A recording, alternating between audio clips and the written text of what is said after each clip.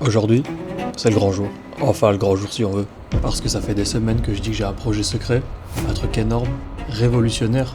Bon, en vrai, j'avais juste rien foutu. Mais bref, bienvenue dans Sub 20. Depuis que j'ai fini mon dernier défi, je sais pas, je me sens vide.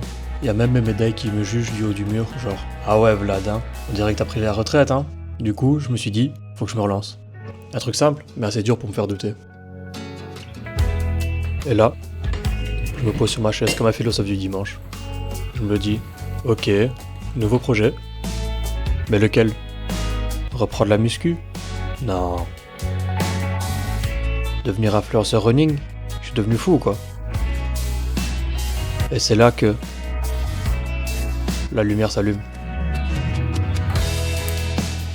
Sub 20. Sub 20. 5 km, moins de 20 minutes, c'est court, c'est violent, c'est parfait. Enfin parfait, sur papier.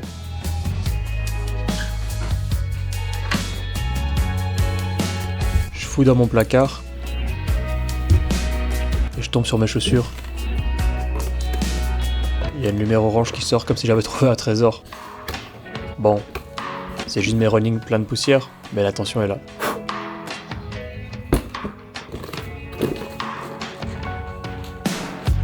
J'ai cherché le nom pendant des heures. La course à nouveau? Non, trop ringard. Courir pour aimer? Mec, c'est pas dans des films français. Et puis... Sub 20. Ouais, ça claque. Alors la préparation pour ce défi, comment dire? J'ai sorti mon ordi, j'ai cherché un plan d'entraînement. Et 3 minutes plus tard, j'étais sur le canapé avec un paquet de marshmallows. Je me suis dit... Bon, ça va, on commencera demain. Sauf que demain, c'est aujourd'hui.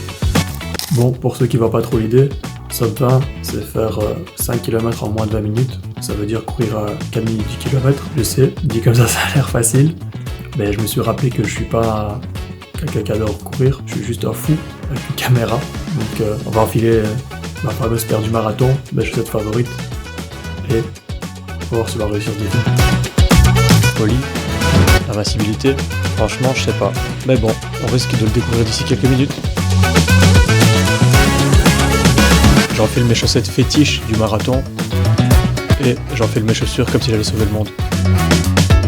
Sauf qu'en vrai, je vais juste courir autour du parc à Fontaine. On s'en fout, tout dans le style. Allez, c'est le moment. J'attrape mes AirPods, si je meurs, au moins ça sera en musique. Je suis prêt. Enfin presque. J'ai oublié ma casquette pour ma calvitie. Ça aurait été con quand même qu'elle bougeait plus que ma performance.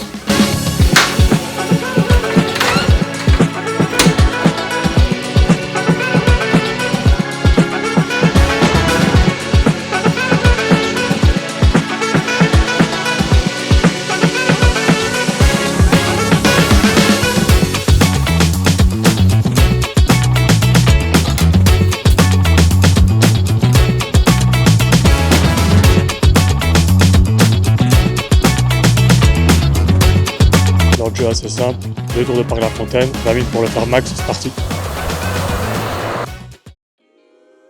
Fin de vidéo, on vient de rentrer de la fameuse course. J'étais me laver entre temps évidemment.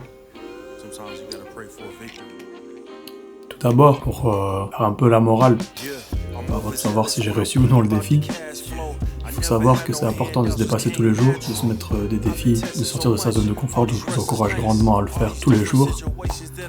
Et on peut faire même de simples petits pas tous les jours, par exemple, au lieu de manger des M&M's, des marshmallows, ou quoi aux caisses devant une série, par exemple on peut manger des légumes, des salades, des noix, des amandes ou des pommes par exemple, une version un peu plus healthy. Évidemment, ce que je vous aurais dit si j'étais un loser, mais vous connaissez mon cas, il a réussi le défi encore une fois, sans grande difficulté. J'ai fait 19,46 si je me trompe pas. Après j'ai pas couru depuis un mois, je me suis toujours pas étiré. Donc ouais, si toi aussi tu veux être un champion, dépasse-toi, prouve que t'es meilleur que moi, et je te le souhaite.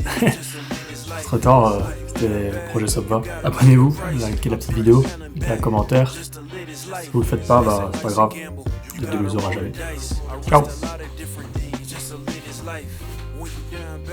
You gotta pay the price. I've been through hell and back just to live this life. I'm faced with a lot of different choices these days.